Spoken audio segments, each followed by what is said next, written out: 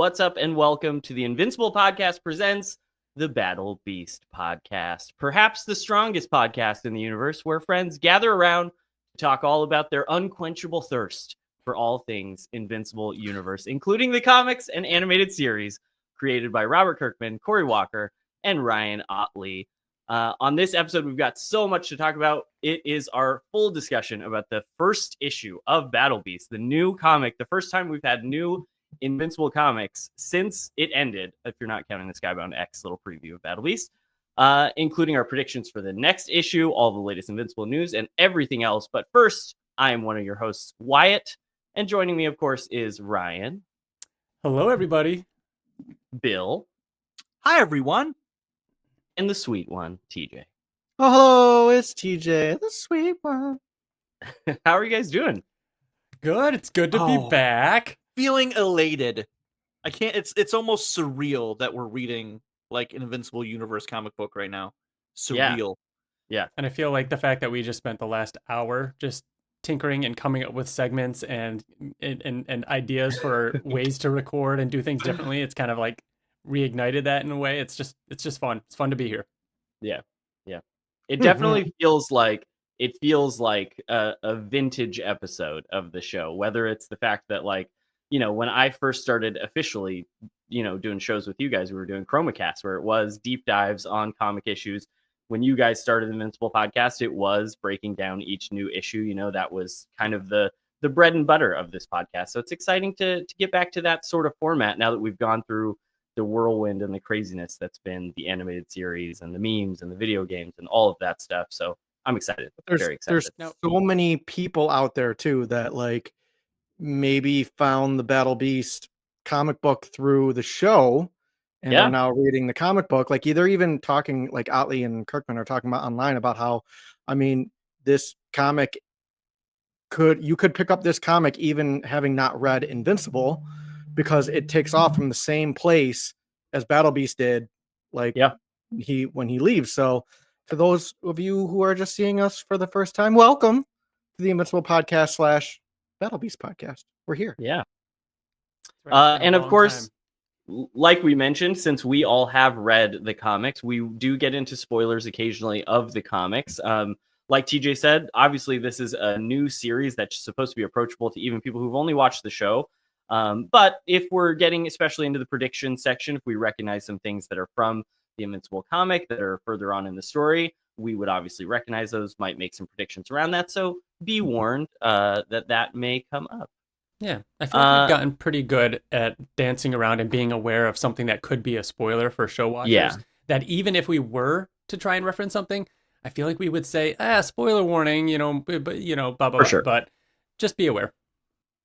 Before we jump into the news, as far as like what we will have coming soon in terms of just housekeeping for our podcast, we are definitely planning, obviously, new episodes whenever there's new issues of Battle Beast to break down the issues. But in sometime soon, we will definitely be doing a blind bag live stream where we will hop on stream live with you guys. We've all ordered too many, probably not enough, possibly, bags of the blind bags, especially after Kirkman told us just how many bags they're printed. We just knew we had to order some. We're super excited to open them up, find out what we all got, and we want to do that with you guys. So we'll be doing a live stream at some point within the next week and a half. We're all kind of waiting on shipping notifications of when we're going to be getting our blind bags, because a lot of us had to order ours online, won't be able to necessarily be in shops. Eagerly waiting. Eagerly. Yeah. As soon as we know a hard date of when this is going to happen, we will be posting it online on our Twitter, on socials, on TikTok, wherever you follow us, to come hang out and see what we all got. And you guys can share what you got and talk all about the issue with us. Yes, it's going to be fun. I can't wait to do that, man. Jumping into the Invincible news, speaking of the blind bags, they revealed what the three big things that are in the blind bags amongst all of the other covers and everything, but they revealed the three kind of major ones that everyone was curious about, which is the first appearance of Battle Beast, right? A reprint of issue 19, which is very cool. We have the advanced copy of issue 2, which is awesome. Like, that's such a cool idea that you're going to open up the blind bag and get the second issue and the, you know what I mean? Like, oh, that's And so cool. what makes it twice as cool is that it is not just the second issue in there. It is the ultra rare advanced edition that's printed on the cover. So this is significantly different. It's not like you're just getting it a month early, the same exact thing. For sure. So this is unique. That's really cool. And the cover. Also, yeah, the cover's so great. Like all of the characters behind him, I've been peeking at like the covers as they've been going up in solicits and whatnot for future Battle Beast issues, and I'm very excited to see. Are we gonna have this where conversation again about not looking at future solicits? That's true. I've never really been in this situation. Chroma was only 4 issues. We kind of knew where that was going, so I'm in new territory here. But yeah, that one's super awesome. And then the third one being the Marvel team up, which is just wild to see that this is being, printed with the Image logo and everything. You're getting it in a Battle Beast blind bag, and it's got Spider-Man on it. Like that's just sort of wild. It has a Marvel and Skybound logo on the same cover. Like the fact that they were able to partner up and make this happen so that more of these issues will be out there is so cool. And Dave McKeag's name's on the cover there. So I don't know if this is just a new cover or if it's been recolored in the interiors or if it's the exact same from inside. I'm assuming it's just the cover. Yeah, I would assume so. But would Dave McKeag's name be at the top like that or just on the, you know what I mean? Yeah, I don't know. So really, really excited to see that this is out there. Yeah, for sure. I'm hoping, given the amount that the 4 of us got, that we at least get one of each of these 3. One of each. Yeah. I could see that for sure. Yeah. And then other than that, Big Clutch, Sean Kirkham is going to be doing some eBay live streams as well, where you can possibly get some like exclusive blind bags through eBay Live, right? I think he has one right now. We're recording this on the Tuesday just before the issue fully comes out. So he's doing, depending on when you're watching this episode, I know he's doing one on May 14th, which is that Wednesday at 6 p.m. But that he's going to be, I believe he said like throughout this weekend that there would still be ones like going up through different sellers on eBay Live. 6 p.m. Pacific time. He was posting some great videos over on Instagram too of them packing these and filling them up and showing off. Like there's some cool comics mixed in with these. That's really neat. Yeah, that's right. There's like, it could be just like random comics from Invincible's run throughout, like with other exclusive ones that he's got in there. Very cool. You can follow his Instagram for more information on that, because I'm sure he's going to be posting that. And then in slightly non-Battle Beast related news, there was a big Guarding the Globe update, GDA files with like character, campaign, comic pages. They have teased or announced that the blue suit is coming also. Yeah. Yep. Blue suit should be here this weekend. Very cool. As of this recording. The new update, I'm still really into the game, and this new update has been really great because it's giving you a chance to go through a individual campaign for each character. So like TJ, your Rexplode would go through a campaign with more cutscenes, like, dialogue things than there normally would be. Right. And like, there'll be moments where like, it starts with him and the teen team, working together, so you can only use the teen team. And then all of a sudden Duplicate gets hurt, spoilers. And then like, it's just Rex going out on his own to like avenge them hurting Kate. Like, so you can only play as Rex. And then they get back and you can bring the teen team back in. And so they're making it a really fun way of using all the heroes you've collected over the time. And that leads to unlocking these comic book pages, which they're saying is going to be a new hero, which I'm guessing is going to be Seance Dog. Yeah, I was going to say that color scheme looks like Seance Dog. And the fact that he's a comic book, like that would make sense that, that'd be cool.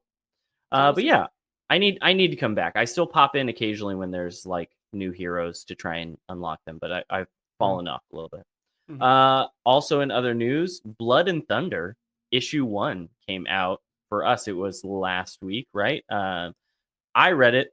Fantastic. We're not doing a whole breakdown on Blood and Thunder, but if you read Battle Beast, you saw a little bit of a preview in the back of it, and I think it is just phenomenal. Like I'm very excited to read it month to month whenever it comes out. I haven't read it. Oh, dude, the world, so busy, guys. the world that they're built, like the Yeah. world building is Uh-huh. so cool. Like it's just got me intrigued to. I just want to know more about the world Bill, did itself. you read it? Because I know TJ read it. Yeah, I did. Oh, nice. I felt like specifically Bill would enjoy this comic a lot, so I'm glad that you read it Yeah, too. I loved. I mean, just the oh man, the like you said, the intro and the world they're building and how like Yeah. they explained the different levels you could go by. It was such a cool way of like showing the different levels and like the weather forecast. And the last 2 pages were fucking brutal.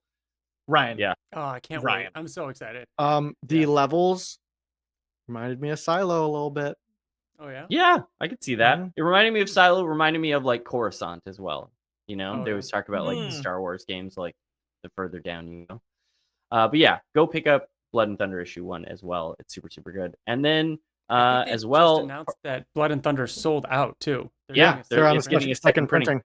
The one of the covers for the second printing is like very clearly an Akira like slide I type saw of that. pose too. So cool.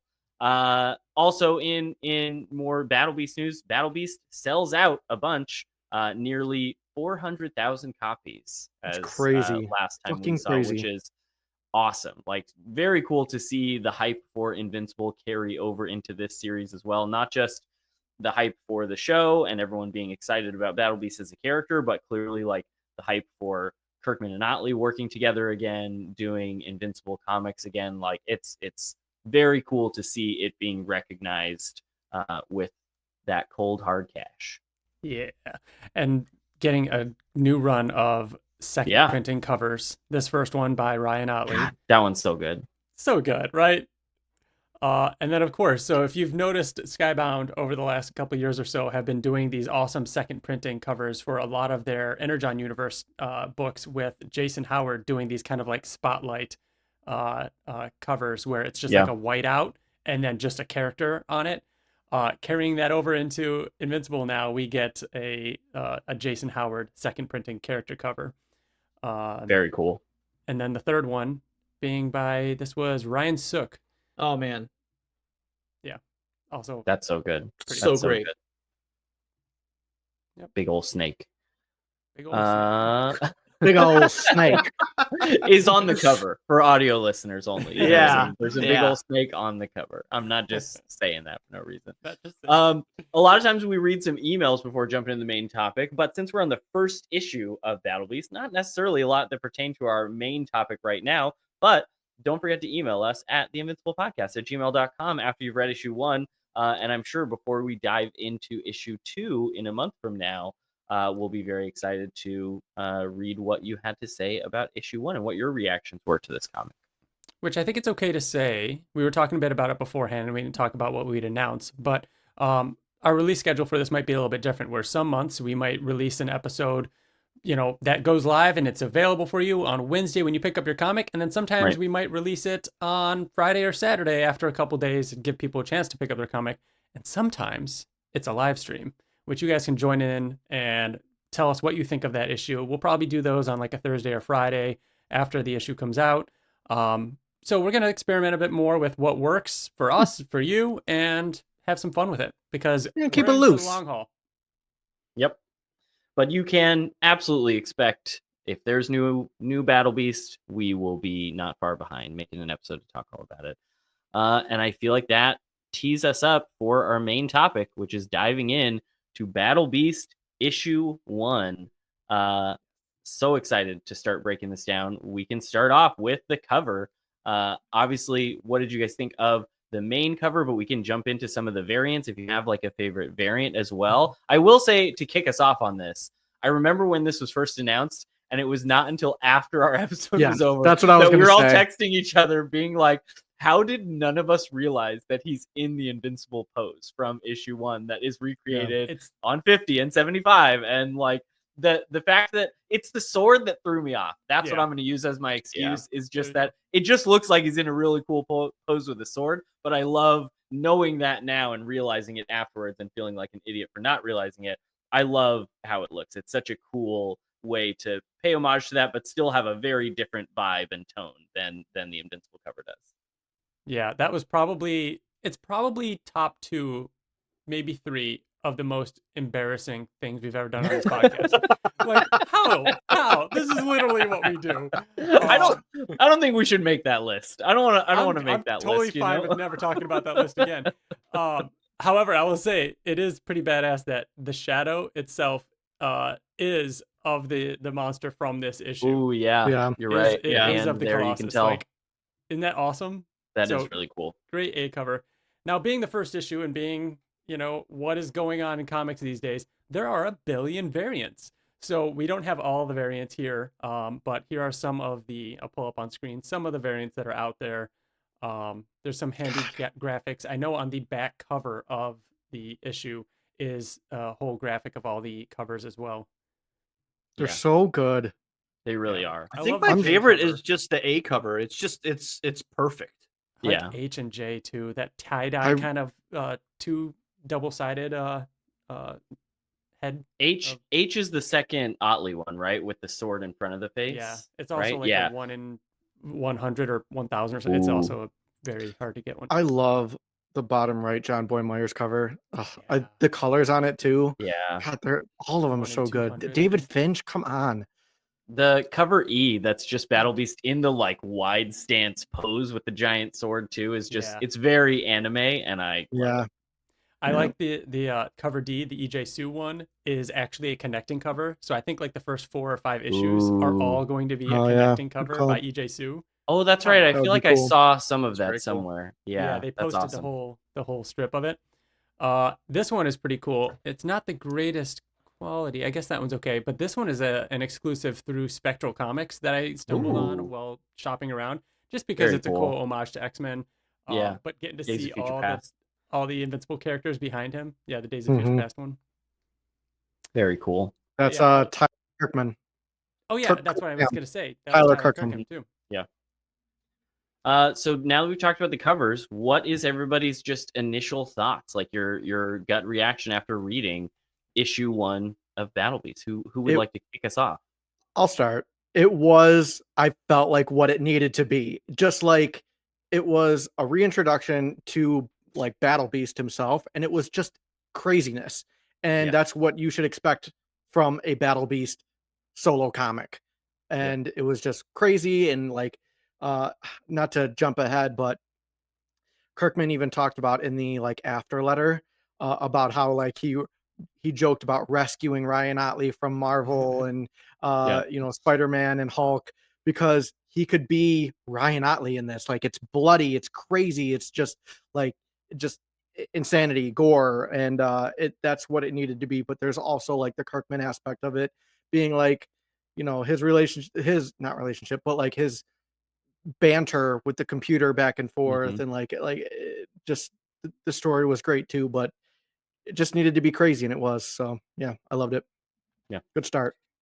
Yeah, I think it was a great. I mean, we got the first couple pages in the Skybound image, X. the Skybound X. Yeah. So, but like it was a great first issue, and I'm very, very excited to see where it's going to go. I think the more zany they go with it, like the fact that this little alien was just inside this bigger alien, like I'm like, I want like crazy, shit that doesn't make any kind of sense. It's just weird and alien, and yeah, it was awesome, and obviously it was brutal and fucking fantastic. So yeah, I mean, it felt right. It felt like this is how it should be, like TJ was saying. I'm glad they included the Skybound X in the beginning, because I feel like I would have felt like it was just action, and I had wanted a little bit more meat and story.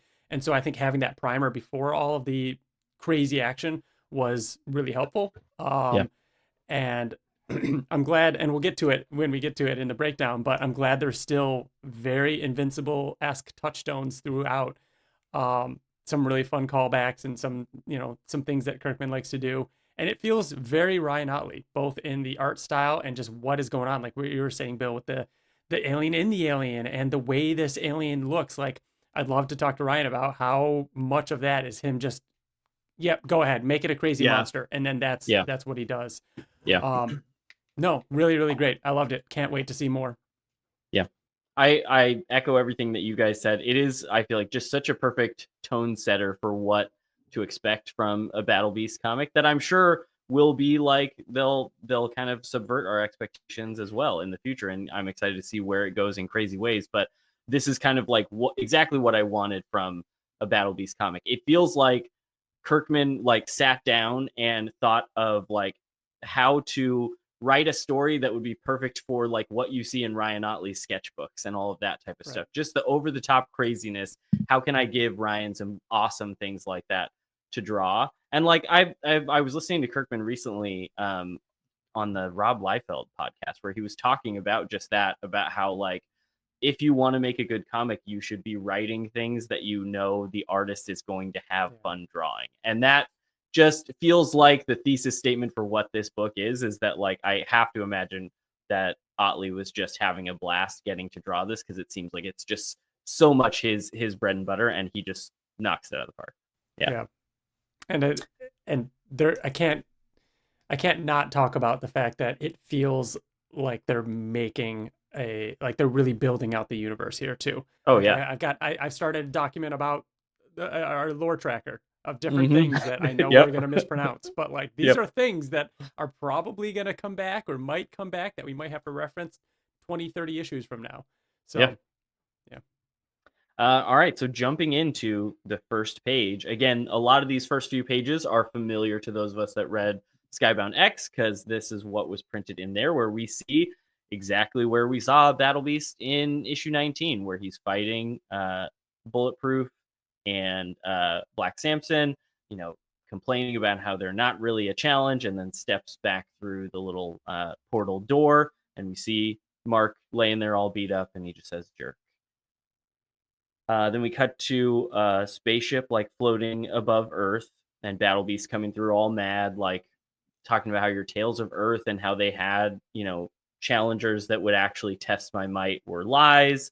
And he's looking around at all of the aliens that ran this ship that are all dead already, and he's talking about how he wishes he could kill them, you know, again a second time, more brutally. And the computer comes online, starts talking to him, and Battle Beast like snaps at it, you know, saying, "How dare you like talk to me? Where are you?" And he explains that it's a computer system and tells him to like don't ever address him again. And it cuts, and we get kind of like a time skip on the next page as we see the ship like flying through space, and Battle Beast is just like in his shorts, just chewing on the dead remains of the animals. Just like time. Yeah, it's clearly been a long time. There's like decaying skulls and rib cages in the panel. And the computer comes online and is like, "I changed the tone of my voice. Is this more pleasing to you now?" Yeah. And Battle Beast is like, "You know, it's been weeks of silence, so it's actually kind of nice, I guess, to have someone else to talk to." And the whole time I was reading this, I feel like my head was bouncing around to different voices to like try out who I like as the voice of this computer. Did you guys have anybody that you feel like was the voice in your head for who this computer would be? I have one, but only because it was like inspired by actual events. So for whatever reason, anytime that I read an AI like this, I read Kevin Spacey. Bill, I was gonna say the same thing because from of Moon. Yeah, from Oh, Moon. yeah. It's just so like he has such a great monotone, like yeah, very just polite. You know Yeah. what I mean, but not too energetic. I So have the same thing. 100% read it as Kevin Spacey. So the voice before that, when you had to change it, was just a much more high toned, just you think just very robotic sounding It thing? was like Ben Schwartz, you know what I mean? It was Okay. like Shapesmith, where it was just like very yeah. So yeah, he's asking the computer's asking Battle Beast why he's like, you know, still eating the dead remains when they're so old, and he says, you know, I've survived on, you know, worse before, and I don't know this sector well, so I'm not sure, you know, how to get anywhere or how to get to some food. Mhm.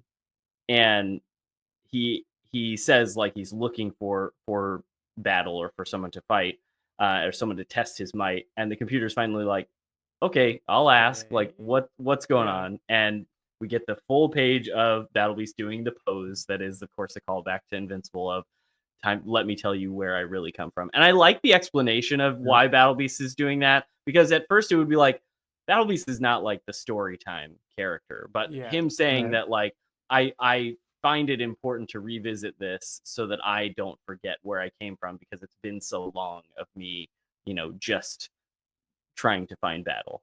Mhm. So he tells the whole story of how he was known as Thok on his homeworld of Dorne, which of course is a cool little reference to Michael Dorn, who voices Yes. Battle Beast. Mhm. How it was a savage planet. All they knew was war. That as he got older, he just had this like unquenchable rage, and that as he got stronger, he like became the champion of that planet and turned it into a utopia. But still, he had all the rage and had nothing to do with it. So he had to leave his planet so that he would not, just keep getting into fights there, and had to go and seek battle elsewhere. Mhm. This page of him like with the shield going down into Yeah. the other like beast's head from the previous wars. Goddamn. Like thank Yeah. God Ryan Ottley is back. Right. I'm just so glad to be like just reading something and being able to see his art. Like, oh, it's so good. Like right off the bat. And I'll Yeah. say this, especially in more like shots coming up. Also, thank God for Annalisa Leone. Oh, Like, yes. Yeah. so good. I'm so Yeah. happy that she's doing this.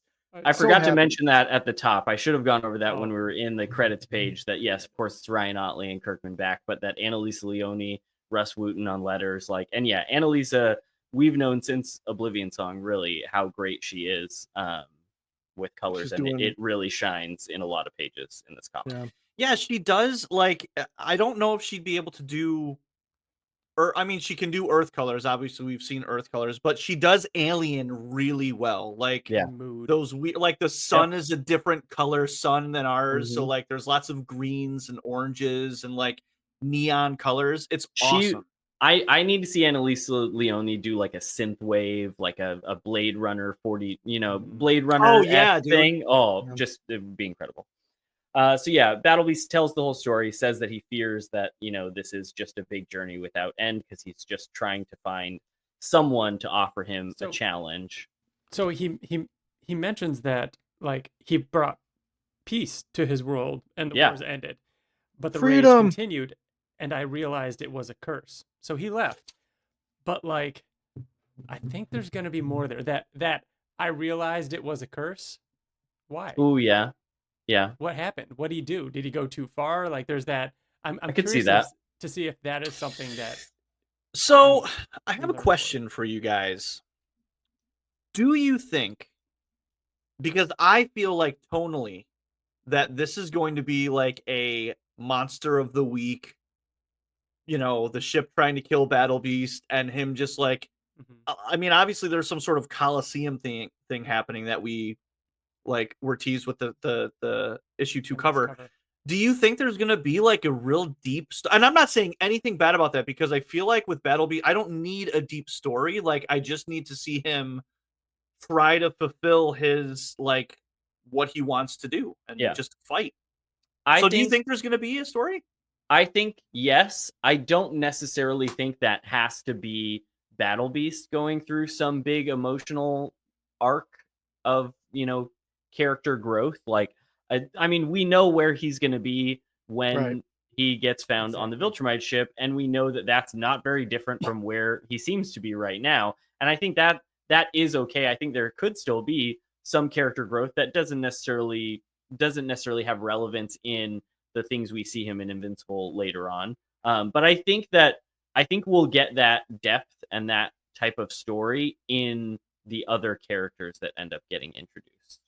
I mean, Pretty sure. Excuse me. Robert Kirkman and Ryan Ottley have been doing a lot of press and interviews for this comic. I'm pretty sure they have also said that this will ultimately recontextualize where we see Battle Beast if we go back and reread it. So Yeah. I also know that it's been 10 or so years, a decade or more since we've gotten new Invincible comics. So, or not 10 years, but you know what I mean. Like, I don't think they would do this in fear of messing it up or changing Battle Beast, or he's going to Yeah. be a different person. Like, I think there will be, but I don't know. this is an ongoing comic, so a lot of things could happen. And I mean, maybe he does go through spouts where he does change a little bit. All they got to do is at the end get him back to where he should be. Like maybe he goes through something and it's traumatic for him, and he's like, you know what, fuck this. I was Battle Beast, I am Thok, and I'm going back to that. You know what I mean? They could do anything. They could do anything. We've talked about a certain character that appears in the final issue of Invincible. Like there are certain things that can be done. Totally. But yeah. What if the blue spaghetti monster comes and pulls him back in past? And that's how we get so much Battle Beast. Wait. He fights the shape-shifting alien, right? Yes, exactly. We get all this closure, but he's like in this time warped area for like 20 years, and that's why we get so much Battle Beast. And then he goes back. He's like, oh yeah, I'll just finish this out. So Bill, today I skimmed through our episode 2 years ago where we talked about the Skybound X-25, and you pitched him landing on a planet, and there's the blue spaghetti monster. Some things never change. Yeah. At least I'm consistent. I know what I want. It's true. So he's telling the computer this whole story. The computer says, there's a great panel too, where the computer's just like, so you're mad all the time and you're always looking for a fight. And Battle Beast's like, yes. He goes, and so you just want to travel around and try to find the most brutal fights. And Battle Beast goes, yes. Like it's this great, like he's asking a paragraph, Battle Beast, yes. And then the computer says, like, you know, it's against my programming to deceive people and lie to people. So I have to tell you that I was fond of the crew that you killed. And I have to be honest that, like, all of my goal is going to be to try and find somebody that can end your life, to, like, try and get you killed. And Battle Beast turns and just has the big old smile and just says, well, I'm pleased that our, you know, what is the line? I'm pleased to inform you that our goals are completely aligned. Like, they are just, it's this perfect mix of a computer that wants to kill him, and that just happens to be the perfect thing that Battle Beast could ever have. Like, and it's such a great concept. It has concept. the knowledge of the entire cosmos. Yeah, all exactly. These things. Such a clever, like, it's such a clever mechanic that I feel like Kirkman has devised to be able to give them really endless possibilities for what they could do with this comic. Like, it could take a left turn and maybe we don't see this computer in like 3 or 4 issues, or this computer is a constant source of, hey, we need to change things up and we need to go find something. The computer just, you know, uncovered some creature that he thinks might kill Battle Beast. So cool. Liz actually came up with without having read it, because I kind of gave her the, you know, the spiel of like what was happening in it, the pitch, if you will, and she was like, what if the computer uses Battle Beast to like start taking things out, fight people that it like wants to for like its own gain or for like its old crew's gain. Yeah, and I'm like, could be serving another master secretly. You know what I mean? Yeah, using Battle Beast as a weapon. That's the way I see it going. Like that Battle Beast doesn't have motivation. Like he's not like Story Lord where his motivation is motivation. Ryan, you've never seen Rick and Morty, so I don't expect you to get that, but I think that would be super cool. Yeah, so. I do too. And that's the thing, is that like, even though like on the surface, not to say that Battle Beast is shallow by any means, because like his background is very interesting and like his character as whole is just so fun. But I feel like the use of the Invincible universe, that Kirkman is going to be able to use it in interesting ways and pull in characters that are, you know, even more complex to drive the story in different directions by the same way the computer is doing, you know? So the computer just says, okay, let's go find someone to end your life. And Battle Beast is like posed on the seat and everything. And that is where the Skybound X issue ends. And then like badass epic ending too, right? Like that cliffhanger, man, is so cool. It's such a great pitch. It perfectly sells like why you would want more of this, and makes a lot of sense why it's selling out and selling so many copies, is because it's such a good, like, almost like a teaser trailer for what this comic could be. And now it's finally here, and we turn the page to the next just full page of Battle Beast walking along this planet with a cool cloak. Just so cool. It's so cloaks, cool, man. Cloaks. Yeah. It's all torn up. This image has blessed the background of my phone for many months. Yeah, it's so good. And then, the big 2-page spread of him just like looking across the distance at some, you know, circular structure that's in the ground of this Nail. like seemingly barren planet. Again, So he Leone. Oh, yeah, the look at colors this. here just like fading from the reds to the purples to the stars and the like planets in the sky. It's so cool. So then we get him approaching this big like structure, and you see a face sort of sticking out of it as he gets closer. He gives a little as he sees it, and he like gets closer, sniffs it a little bit, which I like that he's still like a big old cat. He's a beast. You know? I did like this. I did like the sniff a lot too. It was Yeah. very cute. Like I wanted to boop his little nose. Like stop it, you. We need a commission of Bill booping Battle Beast on the nose, He looks at it for a minute. It seemed like its eyes are closed. It's not really moving. And then Battle Beast says, like, you don't fool me. Like, I know that you're alive. And then we get just a big 2-page spread of, it almost felt like a jump scare reading this, of like the creature is very small on the page with its eyes closed and everything. And then just the eyes open up and look all kind of like gross in between where the eyes are. Gigantic smile with like green gums and the yellow teeth. And I assume this is sort of a reference. I don't know if you guys felt like this was a callback or a reference. The way his head is framed on the 2 pages with the speech bubbles is the Conquest page where he does the whole like, thank you, Mark. It's like framed exactly the same way. Conquest it's was so just cool. One of the first. This was a thing that Robert Kirkman did many times after doing that. This was just a thing that Robert Kirkman loved doing. This is an example of why I'm like, oh, we're back. This is Invincible again. Having the 2-page spread head with the dialogue off to the side. Thetis does it. Nolan does it. I think Invincible does it. Like so many characters. Right. Maybe even Robot. I don't know. So many characters have this moment where they get a 2-page head spread. And to be able to have one of those in the first issue of a new Invincible comic, it's like, we're home.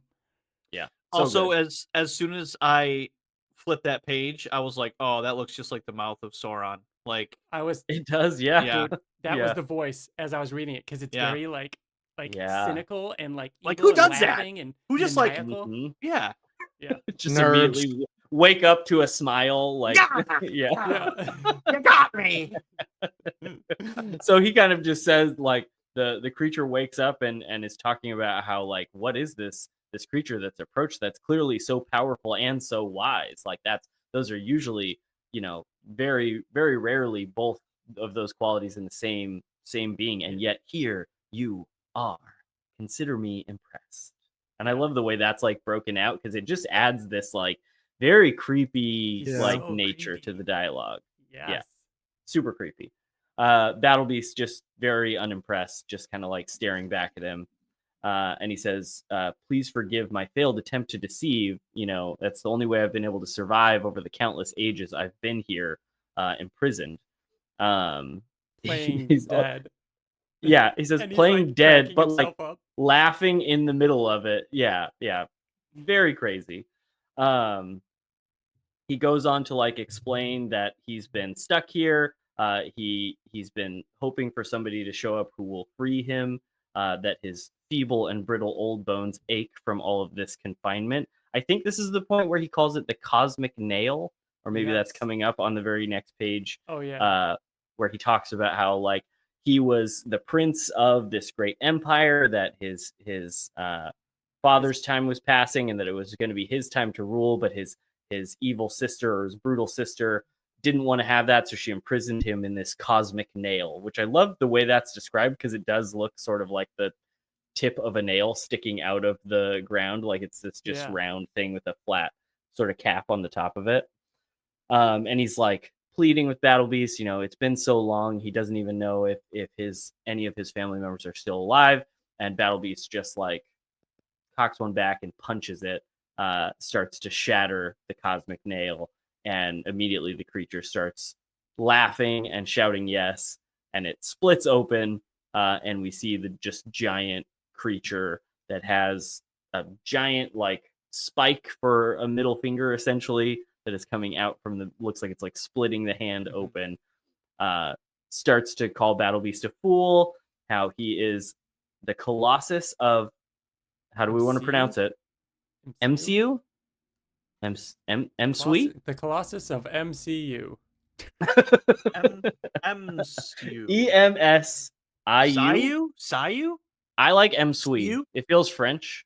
M M-Sweet? Sweet? Ooh. M Sweet? I am the Colossus of M-Sweet. I am the Colossus of M Sweet.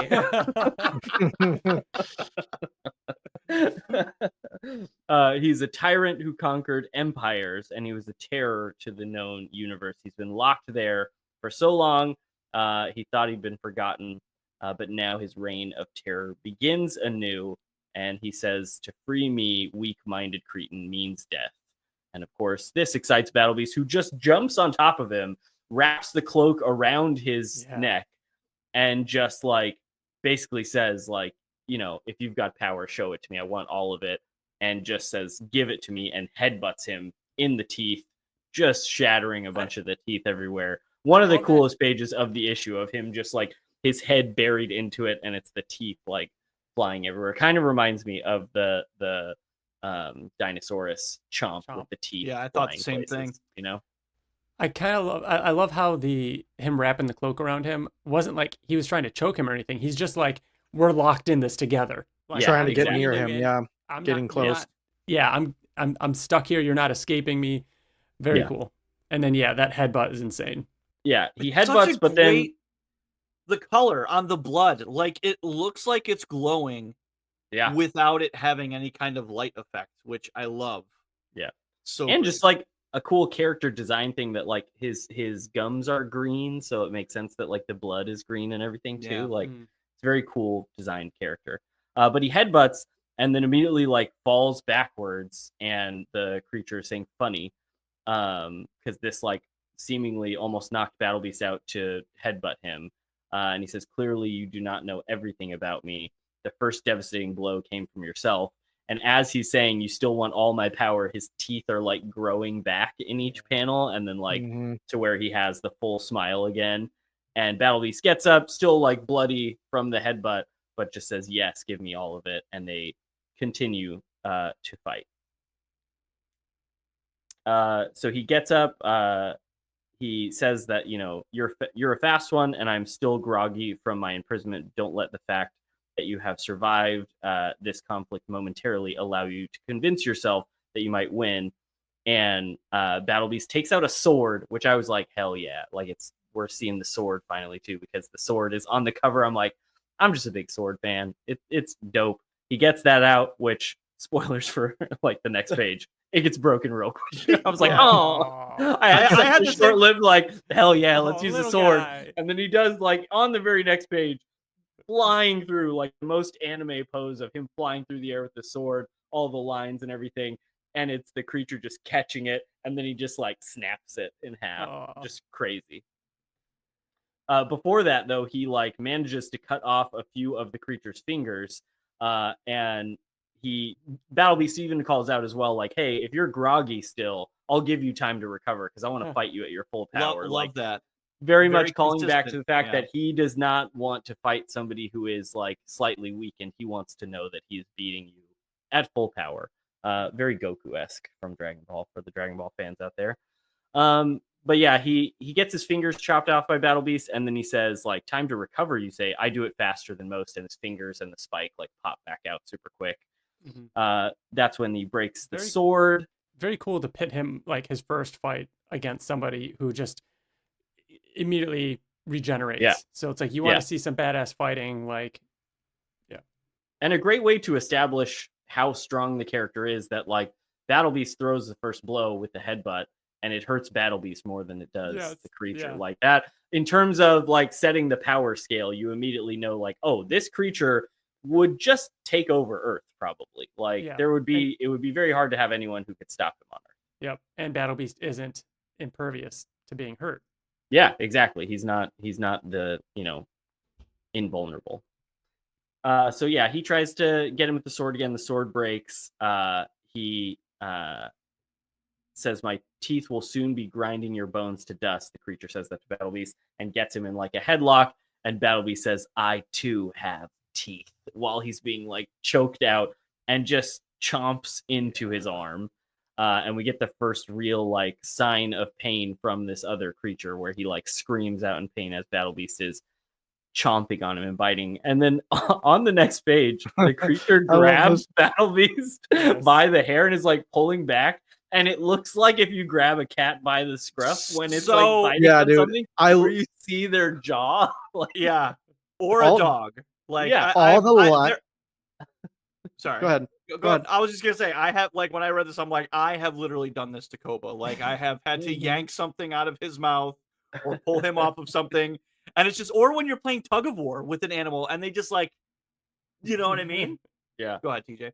All the lines in detail in this, just in that panel alone, and how like his gums are like coming out too, like so good. And I love how he, again, we get a line from him, which is, "You bite with the fury of the Leviathan of Grakaya."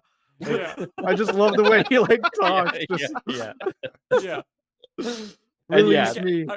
Are we seeing the Leviathan of Grakaya now? Like, I fucking hope so. Yeah, I think we will. I love that every Easter egg that's in here, just anytime they drop a name of something, I'm like, oh, that could come back. We could see that. Well, that'll be a reference to something else. Especially because I think it was on the podcast that just recently went up with Hector Navarro and his crew with Kirkman, where he said he hates naming things unless he has to. I'm like, all right, you named it. You named it. So I feel like there's a reason you named it.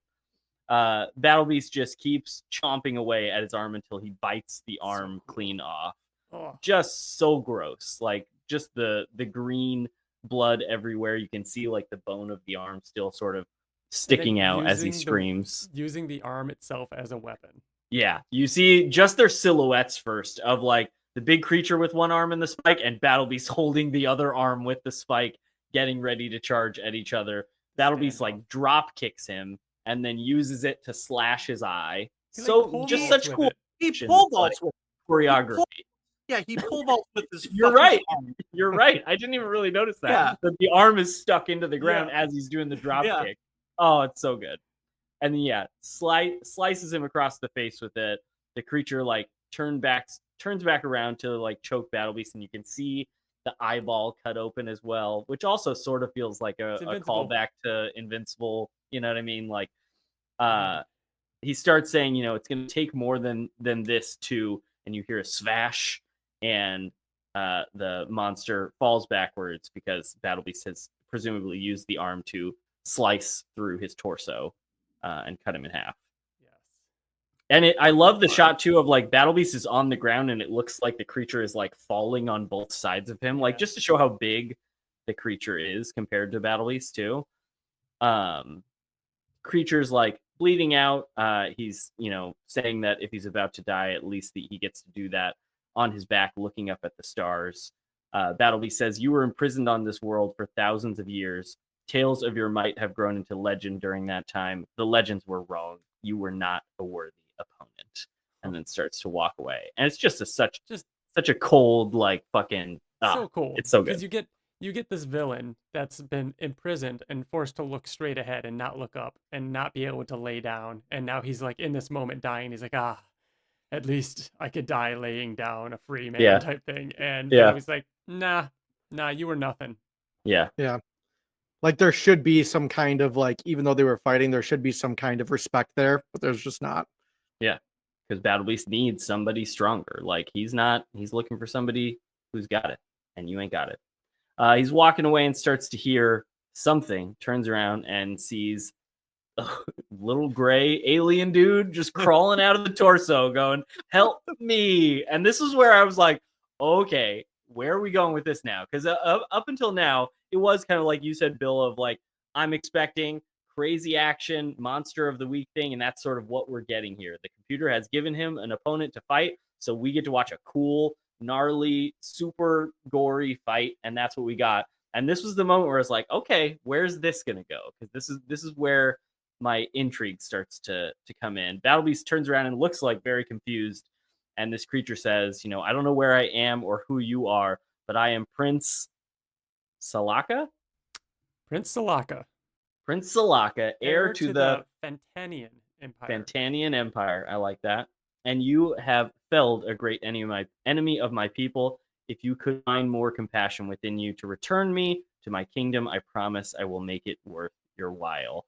And Battleby just kind of stares at him for a while, and he says, "Are you going to respond?" I love And it. then they I know it's sci-fi and it's Kirkman, so that getting some Void Rivals vibes here with the Salaka and like the Yeah. names, the naming kind Mhm. of interesting. What did you guys think of this guy? I really hope that Battle Beast does not kill him, because him saying, I hope that he's a reoccurring character. Him just saying, "Are you gonna respond?" Like, I don't know. He's Yeah. got something there that I want to know more about.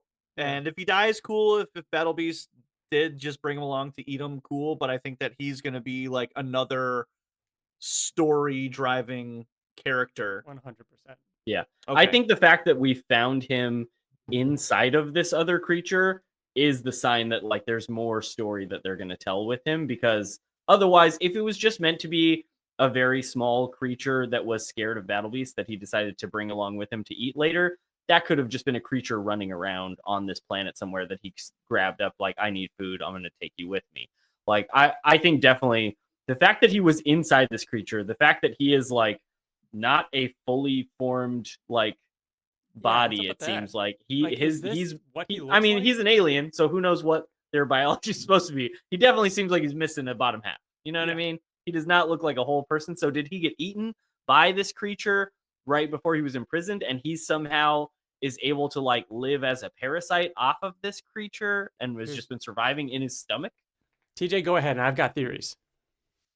I was gonna say we don't ever have to see him again. I think that it could just be like just really nailing down the fact that Battle Beast does not care. He has no compassion in him whatsoever, and we don't ever see him again.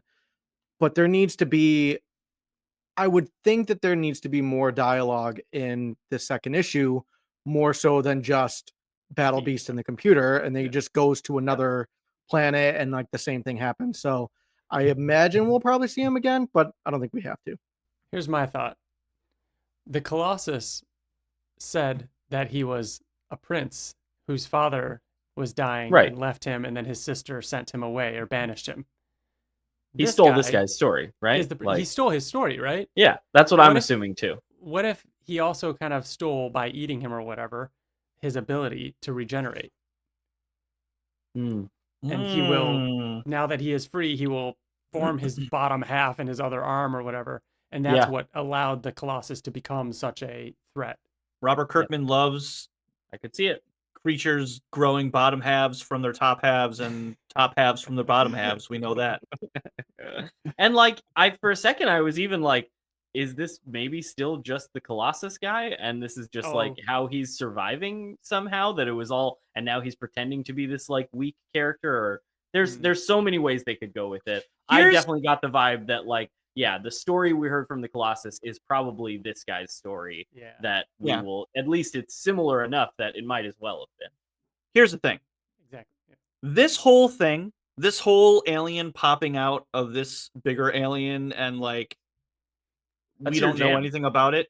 It just, it is my jam. Maybe that's why I like it so much.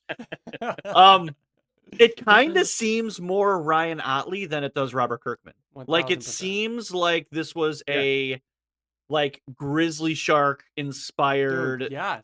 It reads like that kind of. That's what I was talking about in the beginning of the episode. Like, zany. It looks like it feels like it's going to be a little bit more zany than something else. And I wonder if Ryan Ottley has any kind of writing credits or story credits. Yeah, I'm curious about that too. I think that like I think that could be the case. I just sort of chalked it up to kind of what I said before, that I can tell if this was Kirkman's idea and he wrote all this, I could see him sitting down and being like, oh, Ryan's gonna love to draw this. Like, this is absolutely his type of stuff. Like, and that's what's great about having the two of them together, is that clearly they're gonna make a great book because they both kind of know what each other is gonna enjoy playing around with the most, making it. Yep. So then we get them walking back to the ship. Another just like beautiful full page of the like barren planet, the planets in the sky with the clouds, walking towards the cool spaceship. the doors open up and he walks in, and the computer is just like, I wager you're as disappointed as I am that you still are alive. And he says, like, I'll start looking for something a little more deadly right away. And Battleby says, see that you do. And the computer says, who's that? And he says, food for the journey, because he's carrying the arm with the big spike as well as the little alien on his shoulder who's just like clinging on, which very excited to see the spike, because like, hey, Battlebeast, you should carve that into a new sword. That would be cool. You know what I mean? It was clearly very powerful. Right. It could hurt you. It'll hurt other things. Make a cool sword out of it. Because he doesn't have a sword, so. Yeah, you broke your sword, in case you missed it. So yeah, he says like, yes, I see the giant arm is food, but I asked who and not what. I'm talking about the little thing that's on your shoulder. And he just says, more food. It lives, will stay fresh longer. And then tosses it to the side. And the sad little alien just like has tears in his eyes, looks up and it says gulp as he's waiting. And that is the end of Battlebeast issue 1. We did it. Get the nice, what will, I assume will be letters column eventually, but the letter from Kirkman in the back of it that just so great starts with the, and we're back. And like, we never left. And he talks a lot about, of course, how he never really stopped working on the Invincible universe, that as soon as the comic ended, they're working on the show, how excited he was to quote unquote rescue Ryan Ottley from his other books that he was working on. But yeah, just such a cool letter about how excited they are to be also working with Annalisa Leone, Russ Wooten, how much they have in store for the book. And then we get that little preview of Blood and Thunder, which was also awesome. And everyone should go read and check out. And that's Battlebeast, issue 1 in the books. Battlebeast. So another segment we're going to start doing, because we love segments. You know that if you're a listener to this podcast, is the MVP, the most valuable page, panel, or prose, which some of us learned what prose meant before we recorded this. So maybe you should pick out what is our favorite moments. You should share what prose is so the audience fucking knows. Yes, right. Not you, because you already know that. But for the audience, prose is like written words. So it's your favorite page, your favorite panel, if you want to make it even that isolated, or your favorite like bit of writing as well. I'll start in case anybody's going to steal mine. And mine is that 2-page spread of the face with the dialogue off to the side. It's nice. So eerie and creepy the way it, like I said, it feels like a jump scare almost. The face is designed in a way that is just so kind of like slightly silly, but also really scary and horrifying. Like it very much does give the Mouth of Sauron vibes, like you guys said. And it's the moment that I realized that was like the callback to Invincible, one of the big callbacks to Invincible that we're getting in this, aside from the stuff that was already in Skybound X. That was another like reassurance to me that even if there isn't like some crazy plot line or a bunch of depth with character growth and stuff like that, to know that we're going to get these cool like callbacks and Easter eggs to Invincible is just something that I wasn't necessarily expecting when the series was first announced. So to see that and to know that we'll likely get more and more of that as the comic goes on was really cool. And it's just such a gorgeous like page. It's just so striking compared to the rest of it that is blood everywhere and action and crazy stuff, just having the just stark like stone background with that creepy face is so cool. Go ahead. I'm gonna go with a panel, even though it takes up most of the page, and it is the headbutt. The art is incredible, just like Bill called out, like the blood and the lighting, Annalisa killing it, and just like it in itself is such a badass moment to just the way he starts, the way to like kick off, this is who Battlebeast is. But then the added thing, which I forgot to bring up when we were doing the breakdown, we've been talking about for years. What happened to Battlebeast's helmet? He wears it in Invincible 19, and then you never see the helmet again. He breaks it on this guy's face. You're so right. Come on, like we have an answer. You just fucking you love continuity, Ryan. You love continuity. Love it. Come on, it's the best. Somebody added to the wiki. The helmet appeared from here to here, and then was no more. Yep. I can finally finish my wiki page on Battlebeast's helmet. And send. Mine is earlier. Like, I know that this was from Skybound X, but 500 That's all right. issues from now, we're gonna look back and we're not gonna think about that. Like, that all is definitively a part of issue 1 of Invincible Presents Battle Beast. And I'm gonna give it to the full page of Battle Beast, just standing there. And I'm gonna give it to that because for a couple of reasons. This is the most badass I think Battle Beast has ever been. It's the one of him just like no, it's the one of him Let me tell you standing where with I come from. Nope, there's no dialogue in the shot whatsoever. It's just him standing there with the sky behind him. And he's got his cloak and his cloak is waving. That wasn't Skybound X. Yeah, I thought it was. Or maybe that was just a teaser for this. It was. Yeah, It was the first page, gotcha. Yeah. Okay, so I'm giving it to that because I think that this is the most badass Battle Beast has ever looked. And he loses the cloak / cape later on in the comic, so we probably won't see him with it again. Yeah. I hope we do, but we probably won't. And look at that sky. Like this is Ryan Ottley and Annalisa Leone. This is the perfect shot to like introduce us to this comic. Yeah, I'm giving it to this. This is one of the coolest shots I've seen in all of Invincible universe. I am going to give it to the part of the comic that surprised me the most, which was the alien crawling out of the green guts, saying, the small "Help me." alien that came out of a bigger alien is Bill's favorite part. It's not. Shocking. Hey, it's continuity. At least it makes sense. Bill's gonna love this book. Like, it ends in a prison. I mean, it's all we need is a talking animal. Oh wait, Battle Beast. There you go. Yeah, there you go. It's the part. It's just the part that like changed it for me. You know what I mean? Like it's the part where I was like, "Oh, what is?" It was a surprise, and I think that I am now ready for what this book is going to throw at me, and it's not just going to be like battles. It's going to be zaniness and crazy alien stuff that we don't understand, and I'm stoked. And this little dude crawling out of this bigger dude. He did it for me. He did it for me.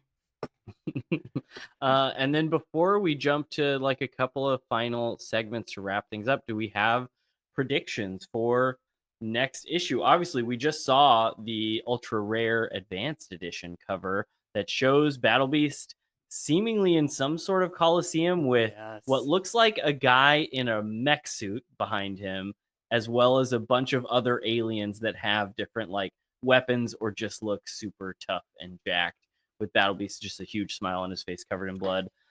I really have no idea if this will connect at all to the little guy. I feel like it probably won't, and that this will just be another location that the computer is like, hey, there's an annual tournament happening in this galaxy, and it seems like some of the biggest and baddest are going there to fight. It's nearby. You want to stop there to see if somebody can kill you? Like, that's the vibes I get from the cover, at least. Yeah, I agree. I like how much that guy on the cover in the background, not the background, but with the shell on his back, looks like a Krogan from Mass Effect. Yeah, there has to be the little guy.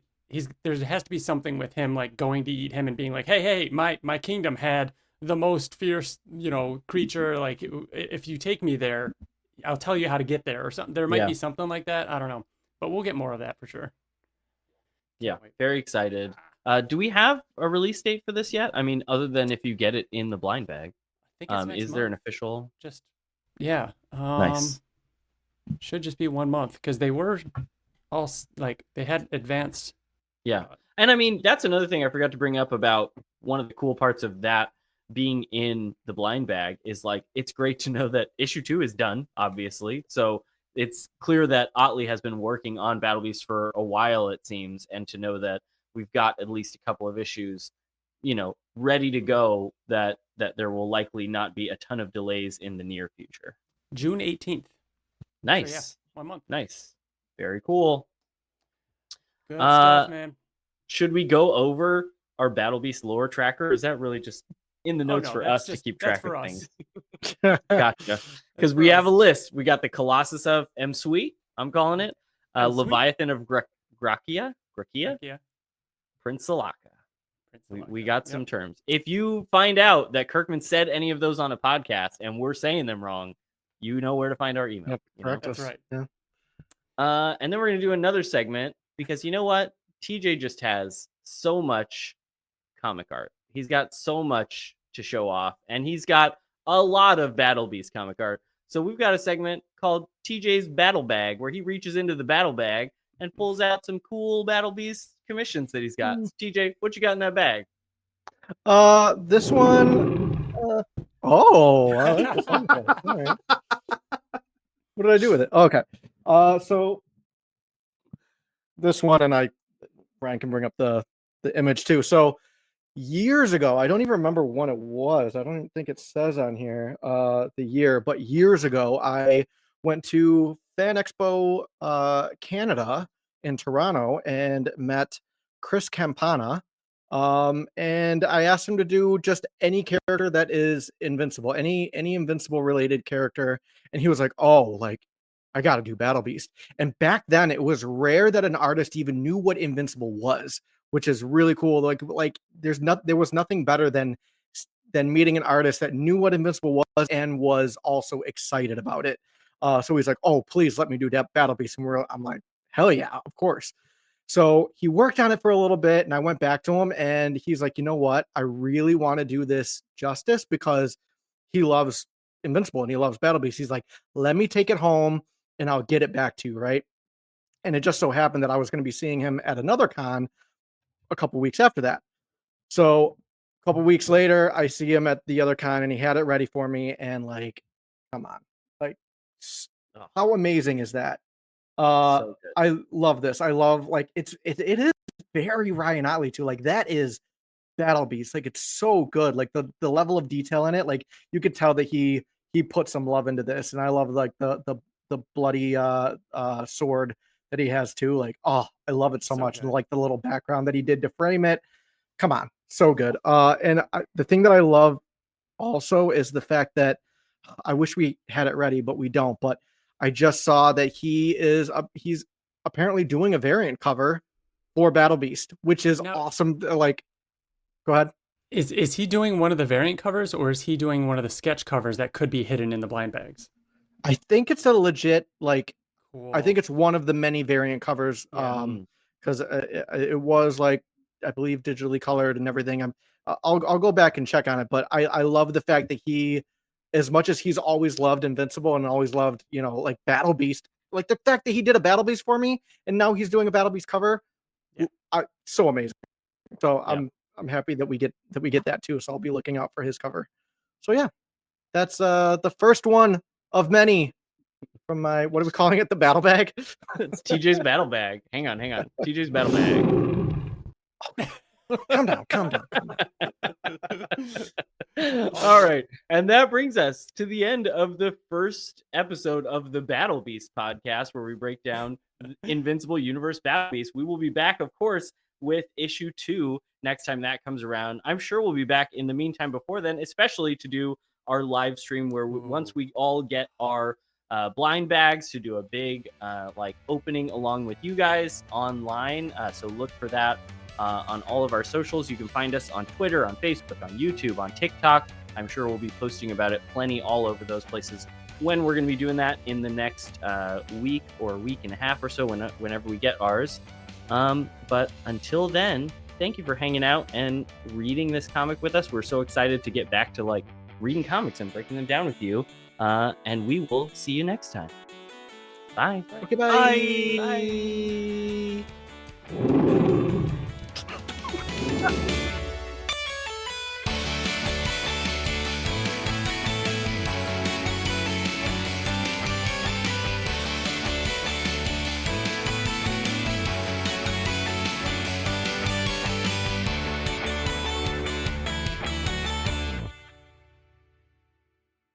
Do you have a ring light, Bill?